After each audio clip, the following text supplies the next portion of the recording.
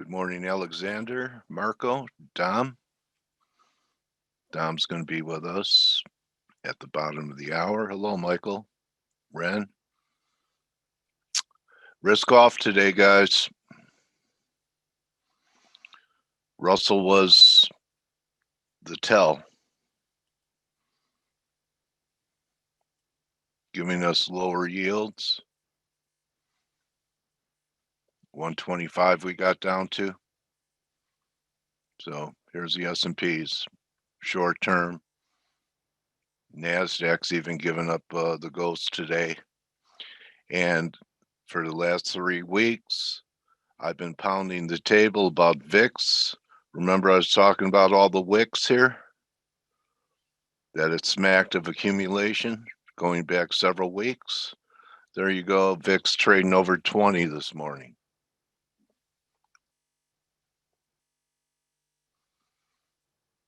Okay.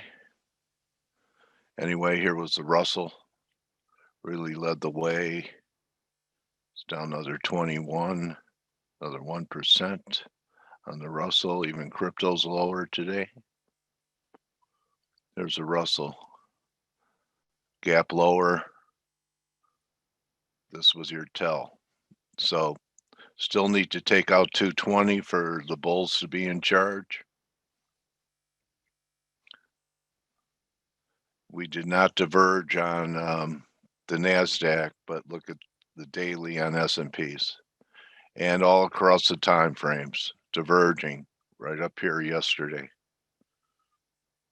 2 hour, same thing. Don't chase it.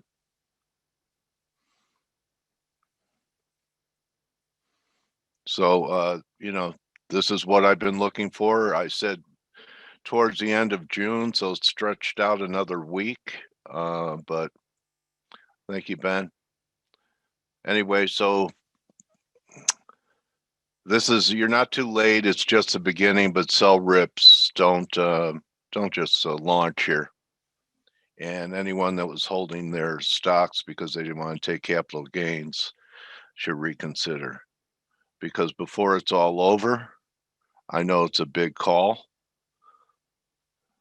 but my target for this move in the S&Ps, because of Euro. Okay.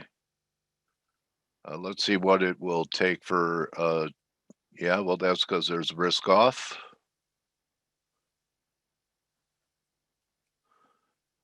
I think there was something about the Euro. The 2-week off numbers here, we're not that far away now. 42.87, we're right there for a potential 2-week reversal. And I do believe we took out last week's high, 43.62. Yep. So if we take out last week's low, 42.74, we'll have an outside candle. It'll be the second one. This reversal didn't work. I think this one will. Japanese yen broke down big time. Drew this formation under 1040 measures. We're almost there, 920. I think we're going to 170. And CAD is exploding. Up another 86. I drew this as an ascending triangle yesterday. There were a few attempts, but once we had a close above it, looks pretty good. 127.50 on its way. Okay, so any questions? Yes, and you know it was interesting, and I missed this because the Euro was making new lows, and I was waiting for one more high for a 3 drive in US dollar Swiss. Had orders in last night above this high, never got there. So this was kind of a market tell. While Euro was making new lows by 40, 50 pips, US dollar Swiss could not. And if it did, it was going to be a 3 drive, but didn't happen. Okay, so I believe Stel's going to come in and Good morning. share his thoughts with the room. Good morning. my trading warrior brother. How are you? Good morning. I'm very Good well. Hey, morning, Steve. Steve. Volgy. Little gravity today. Yeah, isn't it amazing that the market is actually now responding to the hour of when Blake is going on holidays? Isn't it amazing? Yeah. He announced, "Oh yeah, I'm going on holidays," and I just went. They put a note. Yeah, exactly. Let me take the screen. Okay, so we got risk off obviously today. It seems to be going across the Any board. idea why? No, and it started yesterday, right? So, you know, My guess is Japan in a state of emergency in front of the Olympics. Well, it's definitely not a good Nah, thing, but I don't think That it's going would to be do it. affecting global markets. No. To be honest, I said yesterday in the chat room when we got the initial comments, right? There were some comments as expected that were, you know, somewhat, let's say, less dovish than we expected.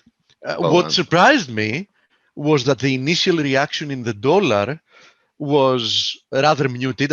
We even had just a tiny bit of a sell-off, which I didn't expect. And equities just didn't care about it. Now, You're talking about the FOMC, right? The FOMC minutes. Yeah.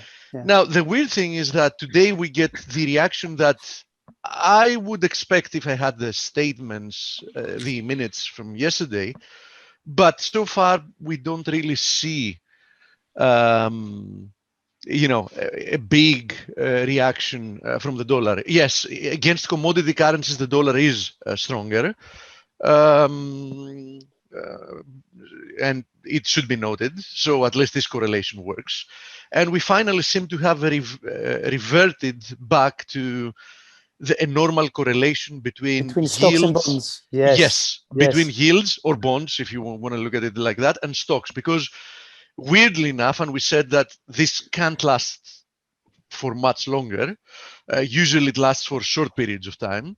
We had this weird situation where bonds had started being more or less uncorrelated or even slightly inversely correlated with stocks, yields in this case actually with stocks. Well, they've been the old normal, which was stocks go up, bonds go down, or vice versa, that has stopped being the case since 2008 or 2009. So I don't see why this correlation cannot continue to the downside. So stocks down, bonds down. But like you said, at some point we're going to have to go back to the way it should be. You know, higher yields, you know, lower stocks, and lower yields, lower stocks. You know, as when risk-off sentiment comes, the first reaction is to buy bonds, buy treasuries. Yeah. You know, it's safe. Pavlovian reaction. Yes, yes. So you know, it's a very interesting reaction, and it's a very interesting move. However, you know, you look at the S&P chart. Oh yes, we're going down quite fast. If you go down, this is a 1 hour. You go to the 1 day. You know, it's a blip. You know, this is my fault. I always tend to look at the bigger picture. I'm not a day trader, and everybody knows that. But you know, it's if you look at this, it's still just a tiny correction, and I stand by what I said before. If we don't see yields rising, I don't think a move lower has any legs. Obviously, we can get to 4,100 or test these lows. Of course, this will take us a couple of months back, basically. But for a proper correction, I looked at your chart, Dale, before. Target was something like 3,500 or 3.2 or whatever it was. I mean, for such a move, I think we need to see yields going higher. But anyway, I don't want to say the same things over and over again. Interestingly, okay, the FOMC minutes yesterday was slightly disappointing. We didn't get that much new information. I guess the market now waits for the next FOMC meeting or maybe September. Yeah, as I said before, though, some of the comments, as we expected, Stelios, were less dovish than than market participants would hope for. Let's say, the stock participants. Yeah. Yes. On the other hand, we had the ECB today, who I'm sure you saw that. I did. I did. From having a target of just below 2% or at 2%, they're going to go to a symmetric target. And everybody following each other, Stelios. We've seen that before. They use the word. They said we may have a transitory period of moderately above target CPI. I mean, you can't make this up. So yeah, literally, you can't. They're gonna allow inflation to climb a little bit higher for a little bit longer. And now the most amazing part of all, what is the reaction of Euro to the announcement that they will tolerate a higher rate of depreciating their currency? That's the best part. Crazy, yeah. Right? It is just, I mean, if you wrote all these things down in a list and gave it to somebody 20 years ago, they would call you crazy, right? Yeah. But anyway, this is what they're telling us. They also said that they're going to include owner-occupier housing in their inflation calculation, which is good because this is going to push it higher, theoretically. Yeah. So, although Stelio, I've explained before in a completely random time, not a long time ago, that this metric is somewhat broken. We used to have rent prices. Yes. In the US, they used to have rent prices in the calculation, the CPI calculation, and then they transformed it to owner-occupied. Yeah, which is asking people, which is not the same thing, of course. Like, if you had to rent your house, how much would you be paying?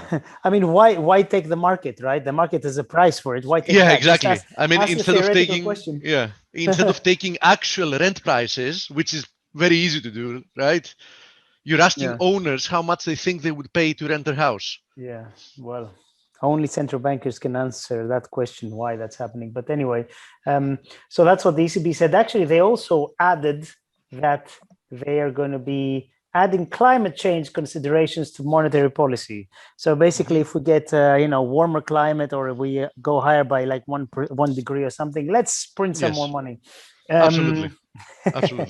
You have to laugh, but anyway. No, you know something. This is not something to laugh with, because it goes far beyond that. It goes far beyond ridiculous or anything else. If you asked any central banker like 20 years ago, right, if that would be the job or the business of any central bank, they would laugh you out of the door, right?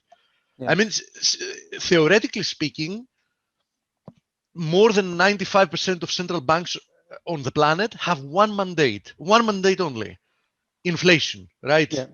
Yeah. So how the hell, and even the Fed has a dual mandate, but the second mandate being employment. Yes. How the hell is any of the two connected with climate change? I'm not saying that climate change, saving the earth and all that is not an issue, but it's like saying, we have, like, let's say, sea turtles dying because of the ocean not being as clean, and that's the job of hairdressers. And even that mandate, guys, about inflation was to control it from going up, not to incentivize it through their policy to make it absolutely go, right. Correct. I mean, so yeah, even that's not one of their original mandates. Yes, we need to get inflation higher. I don't recall that in my career. And even recently, we've even had central bankers being asked about questions that have to do with racism. I mean, racism is a very serious issue. There's no question about it. How the hell is this the issue of a central banker? Yeah, I mean, can any issue that has some seriousness or any valid points be the issue of central banks? Soon enough, there's going to be no need for politics and politicians, right? We're just going to be electing a central banker, and they're going to be taking care of everything. Yeah, we're mixing, central banking and governments. And the funniest part of all is that supposedly these institutions are completely independent. Yeah. Well, this is a long conversation, but yeah, I agree with you. It doesn't make sense. Anyway, let's move along to the markets. We had some data today, nothing major. German trade balance worse, a little bit worse than expected. Mexican inflation creeping higher, and I think the markets are now expecting another hike in the next meeting, if I'm not mistaken. But really nothing today to write home about. Currencies, you talked about the euro. It is strengthening for some reason, which I don't get. But anyway, I still think the Dale, dollar. Yeah. Dom can't read what you wrote because you wrote it to panelists. Dom, your interview is in 15 minutes from now. That's why you're muted. Yeah. Dale will unmute you in 15 minutes for the interview. So Sorry, no problem. So the dollar theoretically should be strengthening today. It is strengthening against commodity currencies. It's not against the euro. I still think there's a good chance that this rally will get towards 94-ish, 94.5 maybe. But you know, the Aussie, the Kiwi, actually well, let's have a look. You know, they're both reversing. The Aussie is now hitting the 23.6 from this move higher. It's you know, it will depend on how much lower this equities can go, but you know, for the moment, I think a kind of counter trend dollar long is still the way to be, but with a view to be basically selling any decent rallies. And to be honest, tell you, if the euro was not higher today, which, as I said before, literally it makes zero sense with what euro with what the ECB announced. I mean, theoretically speaking, as we speak, the euro should have been lower than any of the commodity currencies today, just today because of that, right? Yeah, theoretically, yeah. Yeah. So you know, if the euro was acting normally, the DXY would be significantly higher because everything else, more or less, I mean, the vast majority of commodity currencies are like, you know, down on the day, in essence, following risk assets. So I think that if euro goes back to, you know, what it should normally do, we're going to see that next leg higher we were talking about in the dollar. Yes, metals interestingly are resilient, probably because of yields dropping. Yes. So they're resilient. Gold is up on the day. Even silver, which usually gets smacked with risk, is only marginally down. So you know, I like that. I still think if the dollar spikes, they're gonna have another little leg lower. But you know, gold potentially could come and test these, you know, 1700s. I know it's 100 plus points away, dollars away, but you know, it could still happen. And cryptos are interesting because Bitcoin is now getting close again to the bottom of this channel thingy. They've had a Not bad channel, night. sorry, the bearish flag. Yeah, they've had a bad night. And remember, yesterday I said, look, the more time we spend near this bottom area, the more likely it's going to be that it breaks. And I still think it will break. And with all the levels that we talked about yesterday, you know, 26,000, and if that goes, it's going to be defended. But if that goes, man, I don't know where it's going to go. So it's definitely one to watch Bitcoin, because like we said before, it's big enough now. There's institutional interest in it. So you really want to keep an eye on that, even if you don't trade it, which I don't, but I definitely have them on my radar on a daily basis. We talked about commodity currencies. That was a nice out from your dollar Norway shorts, Steve. You were in those for ages and you were very patient. And then as soon as, you know, this kind of basing pattern looked like it was going, I remember, what was it, 830 something, you were out, and look, it's climbing again. So yeah, it was not just like breaking through an important technical level. I saw the momentum behind, and I was like, okay, you know, I've had a good run. Yeah, oh, it was a great run, and you know, I had the position as well, you know it, and I got out earlier than you. So well done for sticking it out and getting almost the maximum you could get out of it. That was a really good trade, I thought. Thanks, mate. It was good. You know, it's because I was patient. You know, it's the hardest thing to do, and you know, many times I fail as well. But this time, I succeeded in being as patient as needed. That was really good. And we talked about yields before. I'm still looking at Bunds. This is what I think. This is what I drew a few days ago. I think there's a good chance we might try to hit that that upper bound again if we do get anywhere near that. There is momentum. There is momentum behind Bunds. I told you when we broke that flag down there, Yes, You this know, one here, right? yeah. That You one know, there. it was looking like they want to move higher. Now, sometimes, you know, you have to completely forget your fundamental thesis because, you know, in the short term, technicals mean a lot more than fundamentals. The market can be Oh yeah, stupid yeah. for much Yeah, longer. because you weren't looking for yields to drop this much, Steve, were you? You didn't think they would, did you? I expected, first of all, the Bund the Bund to move higher, you know, Oh. much higher than the treasuries because momentum was Oh. different, having to do with 10 year. treasury Yeah. yields, if that's what you mean. Treasury yields are currently testing the trend line support of the channel I was looking at. So it Which one is breaks that? through. Shall I give the screen? What do Yeah, you yeah. think? Let me grab the screen. I Yeah. have a few things to show since you mentioned it. So yeah, here it is. I just want to let our viewers know I'm not right about everything all the time. Me neither. So here it is. Here it is, Dale. Currently, I'm trying to break through this trend line support. So you know, up until yesterday, you know, they were still playing ball with, you know, what I was looking for. Now, Oh. if today they keep moving lower, then we break through this, and then it's a totally different ball game. You see? Think we could get to 110 or maybe If we break through this 1%. trend line support, then yes, we open up lower targets, 120 being the first one, and then we in essence open the 1% area for a Yeah. retest, right? Okay. Still, though, I'm you know, as long as we're not closing on a daily basis below this channel, I'm not changing my bias. Of course, if we see a continuation of the risk off, I'm assuming that yields will drop below it. And since we're talking about yields and we mentioned it before, here is the S&P with the 10-year yields. You can see how rather good the correlation is. And you can see that now we've created this big gap, right? And in my opinion, sooner rather than later, it has to be filled. Now, the question is today's move in equities the beginning of closing this gap?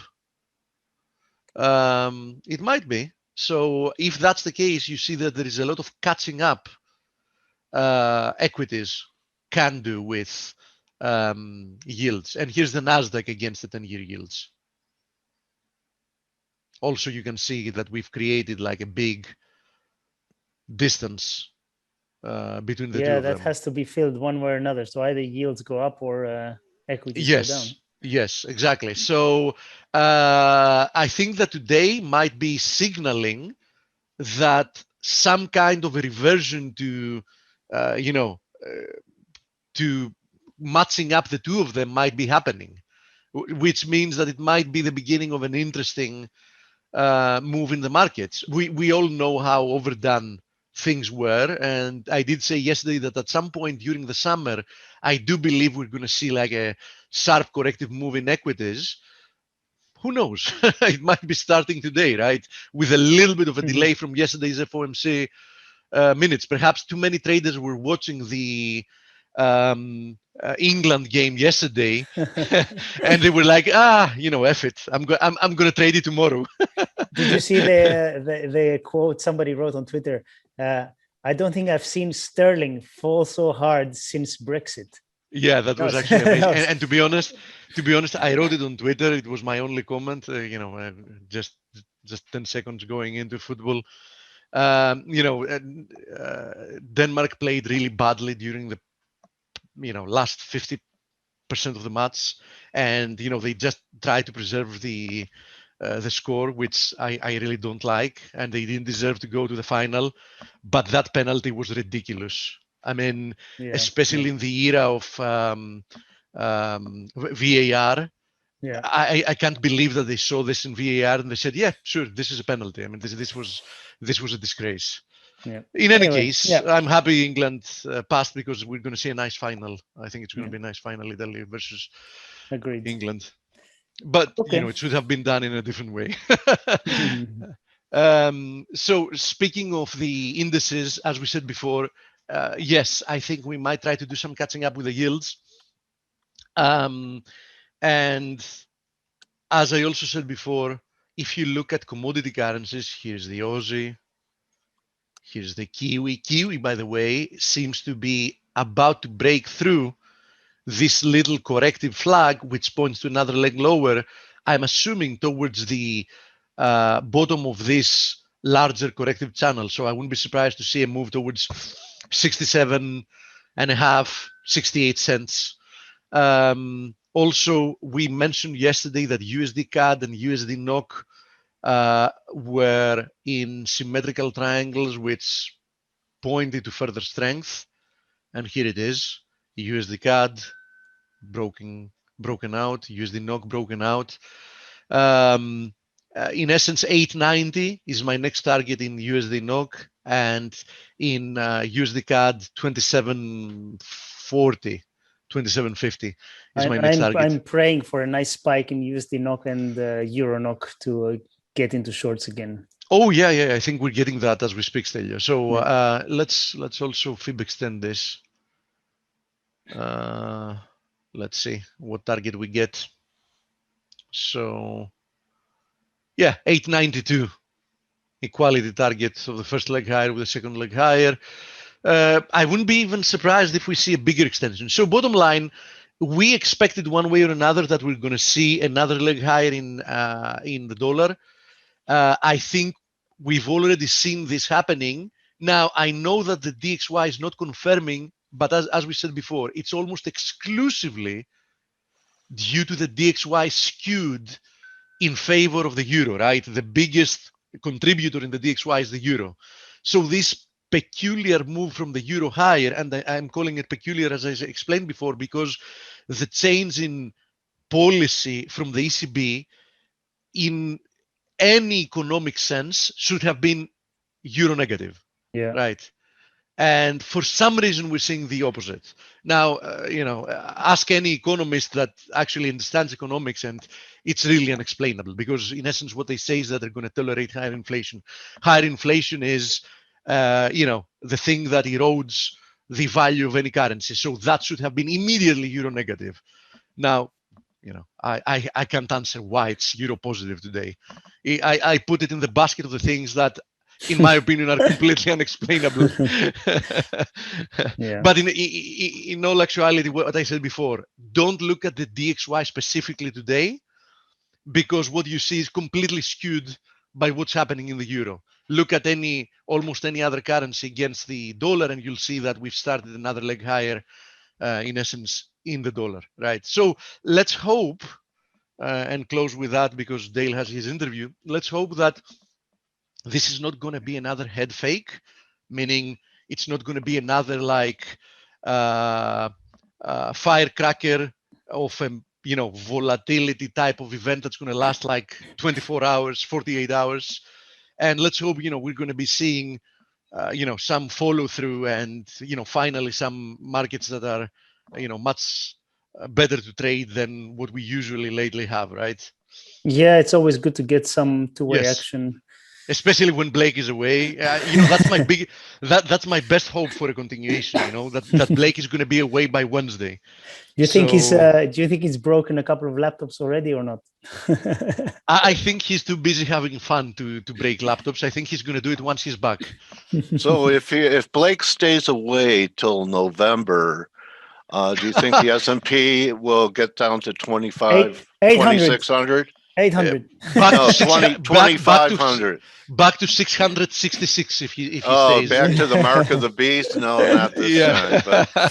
But back to 2500 if he stays up there on the houseboat. As I was saying yesterday, and I'm not changing my mind, Dale, unfortunately, I'm not that optimistic, having to do with too much volatility, because we know how much this is let's say a controlled market, right? I mean, they pay so much importance to that. Your guest yesterday, which is a very experienced guy, right? He said they'd engineer a decline. Yeah, he even said that it's the stock market is so important, right? Even to the Republicans that are not currently in government, that a decent move lower in the indices might be enough to get some Republican agreement. support for spending. Agreement and the Republicans support to increase spending. Just imagine that. Amazing. Yeah. Amazing. Yeah. So that maybe Paul heard Harold yesterday. So anyway, Harold's full of wisdom. I mean, so many different presidential administration he has served in different roles. U.S. initial, sorry to interrupt, Dale. U.S. initial jobless claims 373 versus 350, so slightly worse. Continued jobless claims more or less as expected. Same number, yeah. Revision slightly lower, nothing big. Yeah, I mean, slightly worse data, but do I think they're actually going to be moving? I mean, are they out of the mark significantly to actually move the markets now? Yeah. Okay. Great. Okay. Thank Enjoy you, guys. the interview, Steve. and as always, we'll be here in 45 minutes, right? Okay, join the team for the Morning Edge, and Dom, welcome back, buddy. How you are doing, you? Dale? Yeah, good to listen to the guys, and good to be on. Yeah, there's no shortage of banter here in F.A.C.E, so no one's shy. Everyone likes the microphone here. So if you want to go ahead and share your screen, Dom, we could take a look at what's on your radar. Or even his camera if you want. So yeah. You want to share your camera, or you want to see me face to face, dude? Let me put my screen up for now. Hold on, just 2 seconds. So, I mean, I tell you what I thought. I'm here. Yeah, I tell you what I thought was. It's only 5:30 here.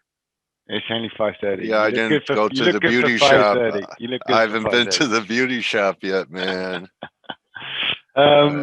It's been an interesting conversation. I just wanted to pull out a couple of points in terms of the CPI. The divergences across the market are just insane, right? I mean, I've never seen anything like this in my career.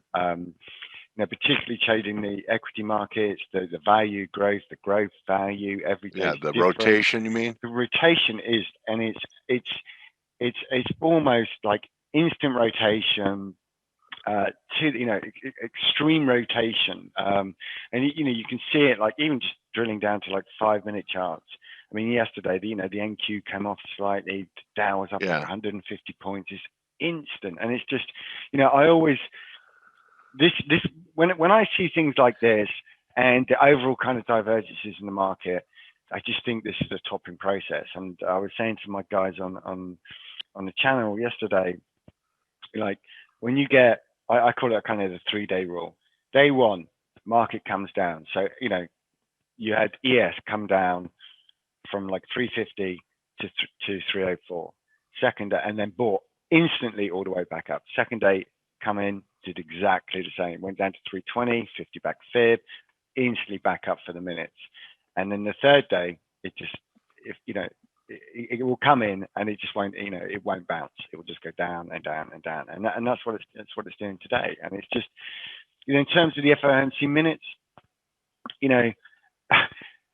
if the market cannot understand what's going on at the moment, then we've got a severe problem. I mean, it's massively communicated in not only in the minutes, but also in the speeches and everything from Powell and the rest of the gang that, essentially they really don't want to taper and they will taper as, whenever they want to, and they will want higher inflation first, and that needs to be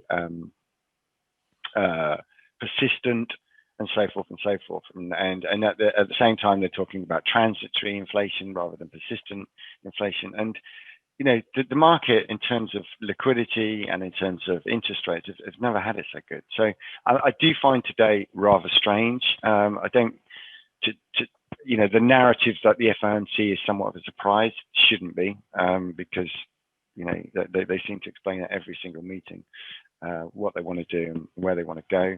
I find the divergences between the bond market and a kind of reality in terms of inflation insane. I really don't understand what bonds are doing at the moment. I mean, they seem to be completely negating any form of growth, with yields going lower, prices going higher. That's very strange, particularly when you're looking at inflation. So, they're just, the market seems to be pricing in the fact that this will be transitory and inflation will go back below 2%.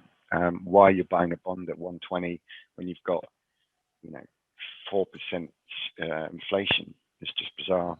Okay, so here I am, Dom. I have 50K. How do I deploy it? How do you deploy it? You know, buy puts. I think that's the only. I mean, you know, it's just very difficult. I mean, do you want to buy an equity market that's gone 100% up in a year when no one's been working? No, I want to short it. Yeah, absolutely. But trying to short this market is just incredibly difficult. Right? It's you know, Yeah, I know. I've done it. I've been stopped out at 100 million times. Yeah. You know, sometimes they work, and you know, you never know if it's going to be the top or a top. Yeah. I mean, if you're a swing Okay. short, it's the most frustrating game at the moment, right? Anthony's saying put the 50K back in my pocket. So cash is a position too. So maybe what we have to do here, what happens here is you're talking about the rotation from one sector to another sector because people are afraid to be out of the market, out of stocks. Maybe they could find a better performing group. The bottom probably comes when they stop rotating and they go to cash, which is a position too. On a capitulation move. Yeah, exactly. And for me, rotation is always a sign of the highs. Right? Anyone who really talks about rotation at highs, you know. And I think you mentioned about the Russell. You know, it's been extremely choppy over the last. Well, I mean, look, it hasn't made a new high. It hasn't made a new high since March 21st. Yeah. Exactly. Okay, so do you have any fundamental reason why the Russell 2000 just stalled and moved sideways while the other indices? I mean, so you know, I look at a bigger time frame here, guys. Here's the Russell on a monthly, right? This goes back to 2008. Okay, you can see this channel, top line, bottom line here, right? And obviously we broke out of it in March. I mean, just look at that insane ramp, right? It's ridiculous. But the top line here, 2007. This is not the Russell. It is. It's still the S&P. Okay, apologies. Maybe you have to do a new share. Yeah, I didn't realize. Okay, new share. Yeah, I didn't realize. No, I was trying to put it on the same screen, but okay, but well, now you're seeing the Russell. There you go. Yeah, got it. So you can see, you know, this is a monthly chart. 2007 highs. Obviously, we know what happened in 2008. Okay, and you know, where did it max out? Right. I mean, that's you know, it's this 14-year trend line, right? And it just keeps bumping its head. Didn't get there. So I'm looking for the Russell to come in about 2050. That also there's a fib I think about 2064, be 23.6. 256 and potentially down to sort of like the 1700 mark. That's what I'm looking for. Yeah. Now, Christ knows when it's going to get there. Obviously, this is on a monthly. 30%, right? Yeah, exactly. And it's, I mean, we all know it's due a pullback, guys. I mean, we've all been saying. But why? Why have you know? We're talking about economic growth that's going to be fantastic here in the U.S. These are domestic issues, mainly. So they don't benefit from a weaker dollar like the multinationals do. Why has the Russell been stalling the way it has? Because I think it's up against that trend line. I don't know why. Maybe I'm looking for a fundamental reason. I know all the technicals. Yeah, but I don't think I don't think you can apply fundamentals in this day and age. I mean, what are fundamentals? You know, I mean, Apple's just gone up sort of like 20% in the last 6 weeks. I mean, it's a $2 trillion market. I mean, you know, it's just cash. There's $120 billion going into the markets at the moment, right? You've got the banks doing reverse repos. They're giving $1 trillion back to the F.A.C.E tonight, and you know, you can look. Here's the Russell. I mean, that's just insane. Look at it. I mean, if you were short all these tops, it comes down, it comes back to bite you. It comes down, but comes back to bite you. And I always say, I mean, I said to my guys and to my followers, I just said, guys, you know, there will be a lot of money to be made on shorting the Russell, but no one will make any because you'll be stopped out every single time, right? And you know, it's You could have just had your stop over the March high, never took it out. well, true, yeah. But if you did it sensibly and went back to break even, it will just come back and bite you, right? So, well, if you don't teach agree. your students to take partial profits when they have 30, 40 handles in the Russell, yeah, they'd be break even. But I mean, no, to me, I mean, we do. But what I'm saying is, you're looking for the big one, like you just said earlier, right at the beginning. Is it this time? Is it this time? Is it this time? This move here. you know what time it is? Yeah. Well, you know when it happens? When you give up on it. Yeah, absolutely. After you're grinded out, Mr. Yeah. Market will grind you to exhaustion so that you know why? Because I've been exhausted many times through this. And especially if you're taking losses attempting it, the minute you turn your head, Mr. Market will go without you. Yeah, absolutely. And I think that's why I think, I can't remember who suggested that, July, August, we're going to see some sort of sell-off. I mean, that's been the pattern for the last kind of 3 years. I think we're just due a correction. I mean, there's no more stimulus at the moment. Good news is still good news, and bad news is still good news. And that will slightly change. I don't, there's some fundamental things in the market that just seem to be very, very strange. Mainly, why are rates going up? Why are rates going down? Price bond yields going up? I don't understand that, because they're either telling us something that doesn't reflect in the outside world, i.e., growth going to stall and so on and so on and so on, right? So that's very strange. And I would go back just to guys and talking about inflation. I call the CPI the Consumer Propaganda Index, right? The reason they changed all the indexes was because inflation was too high, right? And interest rates were at 5%. And what they decided to do is completely change all the indexes, started in the UK, in the States, and so forth, right? To remove inflation, right? That was the whole point. They wanted to remove inflation so they could bring down interest rates. And they wanted to bring down interest rates because they knew they were borrowing and borrowing and borrowing and borrowing at a government level. So the irony now is they're trying to increase inflation. But obviously, once the genie's out of the bottle, you just don't know how long it's going to, how far it's going to go. But yeah, it is a propaganda index. It's just laughable in terms of what they put in there, what they don't put in there. And we all know, if you go to the shops, if you look at house prices, if you look at, gas or petrol or anything like that, prices are going up, right? And they're way above 5-6% in the UK. House prices, like 10%, 20% year on year in the States. So it's a farce, right? And it's just a manipulated number to essentially control interest rates, right? And that's how they've essentially nationalized the market. Right? They've just nationalized it, and as some of the guys were saying earlier, right? It's so important now that markets essentially continue to go up. But okay, currencies are a little more difficult to manipulate. You have a view on the dollar? Is this bounce in the dollar just a bear market rally in your view, or is something else starting? Again, I think if you remember, I smashed the dollar last time I came on. I said, right, this is where it's going to go, and then it's going to come off, and it was absolutely perfect. I think on the dollar, as I said last time, again, this is a monthly. I look at the higher time frames. You've got this channel that broke out. You've got the highs in sort of like 2001, subsequent kind of lows here at 2011.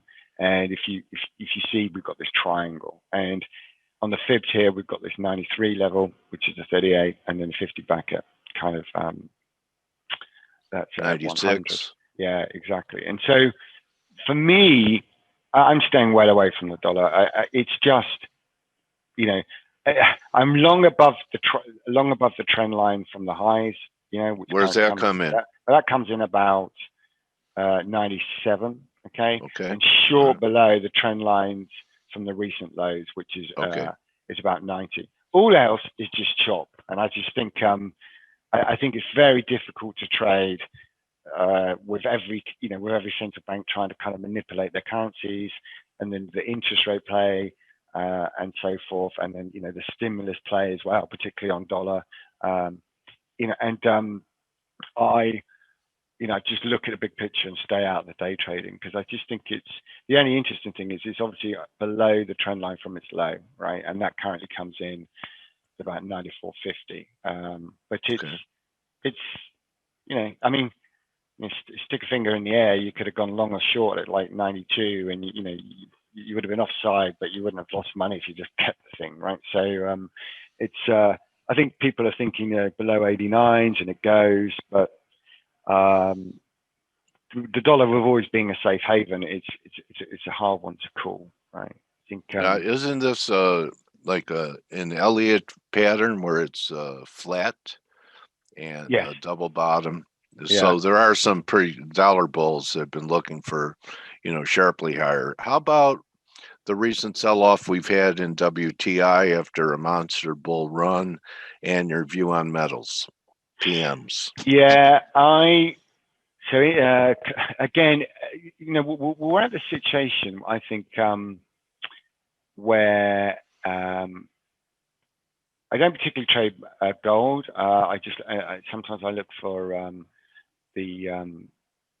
for swings, and the reason I do that is because, again, I think it's a very manipulated market from the banks, and so I look for essentially value when it went down to 1750. I don't see it going to 2000. I think it's a controlled market, very hard to trade, so I stay out of it.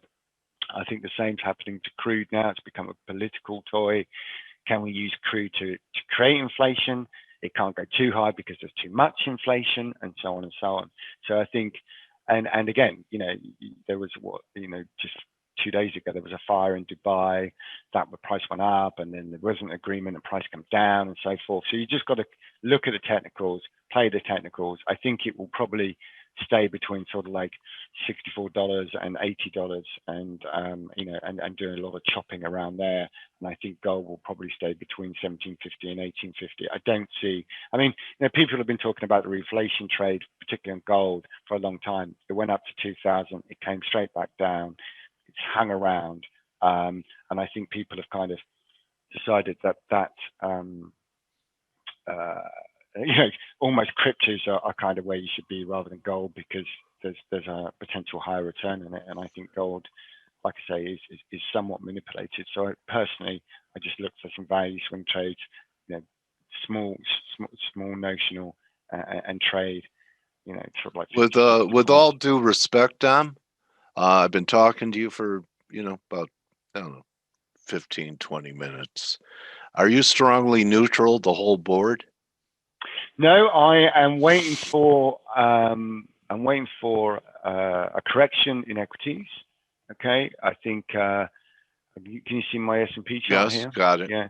So on the daily, we just broke through this 326 area, so 318 to 316. I'm just looking at the, we were talking about Sal rallies mode. You want to buy a hard break in equities? I know. What level? So the hard break is 275. So 275? Yeah, 275 is the. What do you mean? You mean 42.75? Yeah. Okay, that, you just said, yeah, I need the whole handle. 42.75. Or 42.75. If we consistently trade under that, then we'll be selling rallies. And I think we'll be looking to sort of like under 4,000 in the next move by September. That's what I'm looking for. Could it go higher? Yeah, the chart suggests you can go to 4,400, a little bit plus, and above that there's like a 4,700. But I think it's. I like your monthly target. Yeah.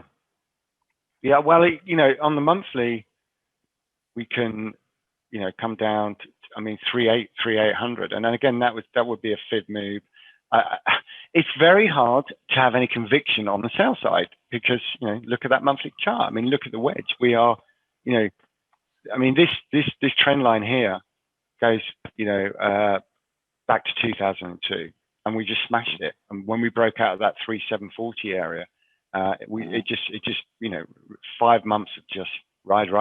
And, really to be truly kind of looking to sell rallies, you want to be under the 5 SMA on the monthly, right? As a minimum, and that comes in at kind of 4,145, 4,150.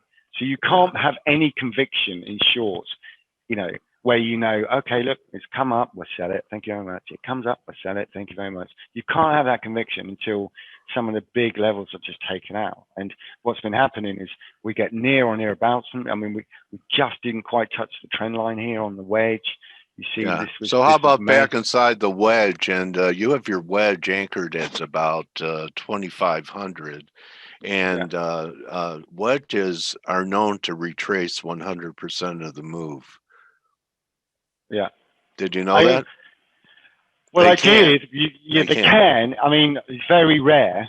On a monthly not that chart. rare. Not Really? that rare for wedges. Maybe in the S&Ps. Yeah. But the formation itself, I could show you multiple examples of wedges rising and falling. Yeah. That wherever you have the wedge line anchored for the full formation, I've seen 100% retracements of And it. what time frames? What time frames? Well, it depends on all time frames.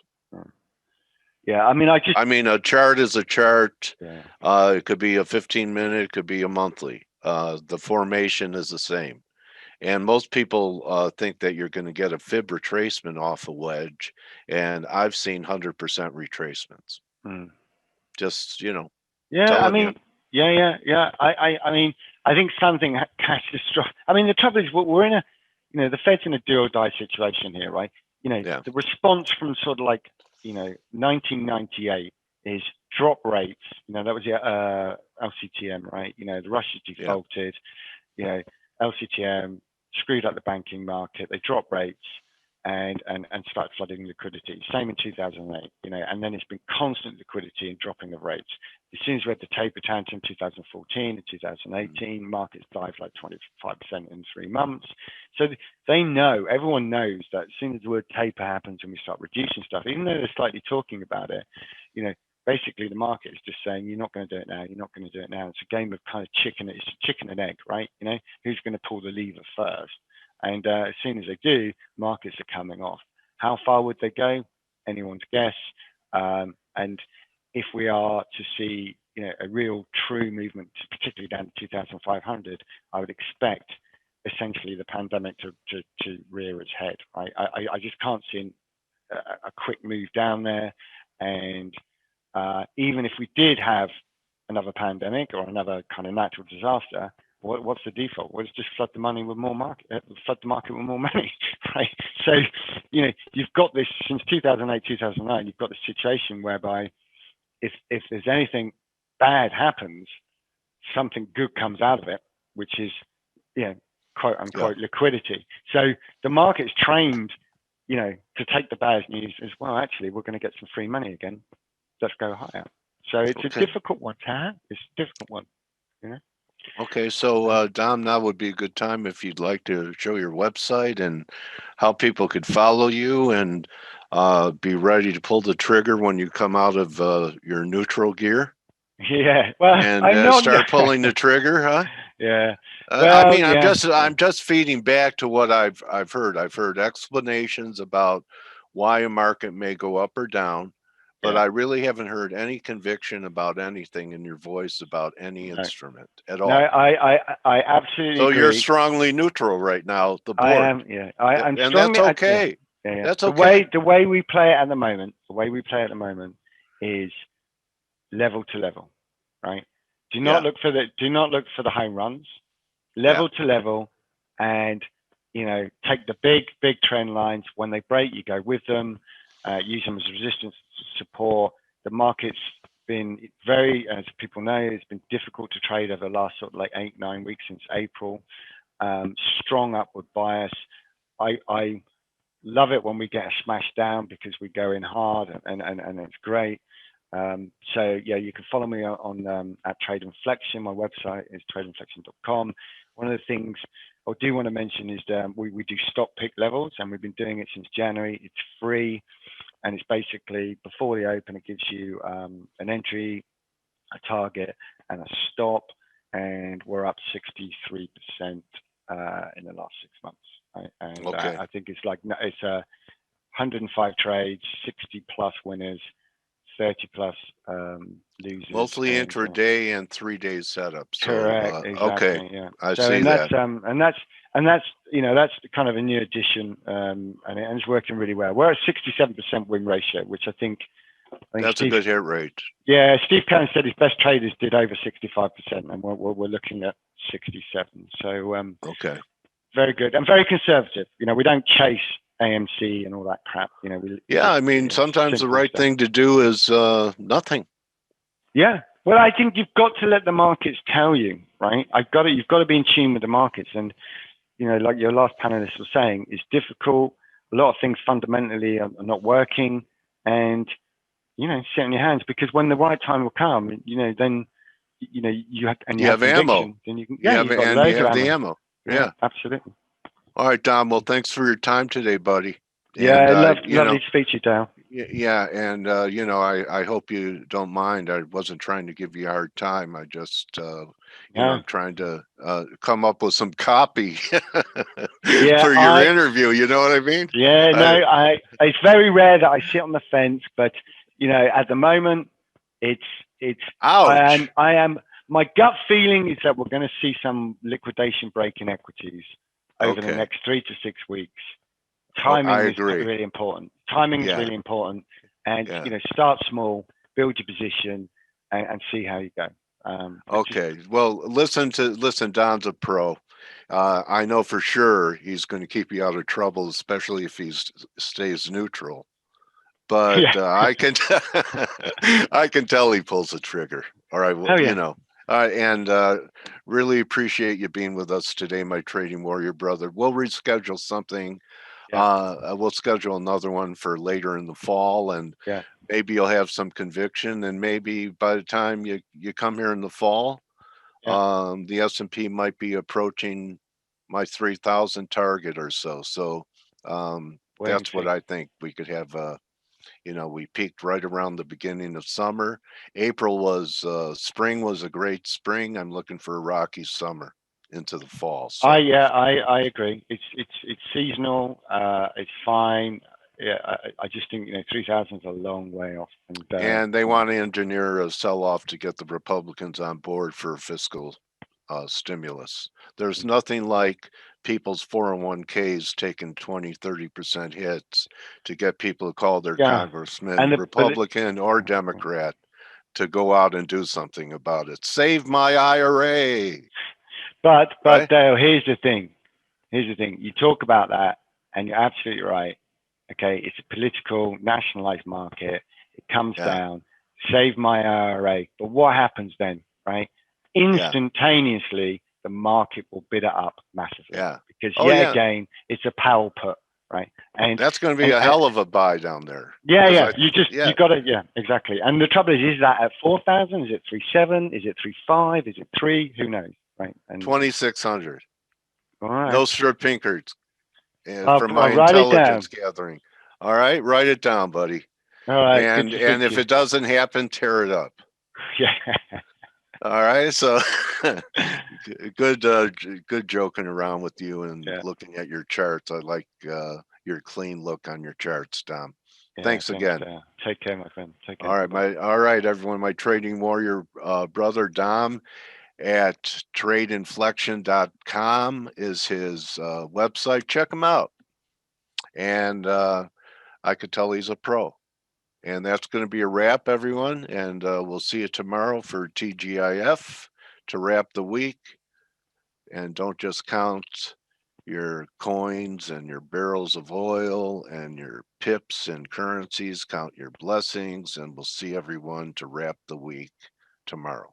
Adios. Bye-bye, Dan. Bye-bye. Thanks, Tom.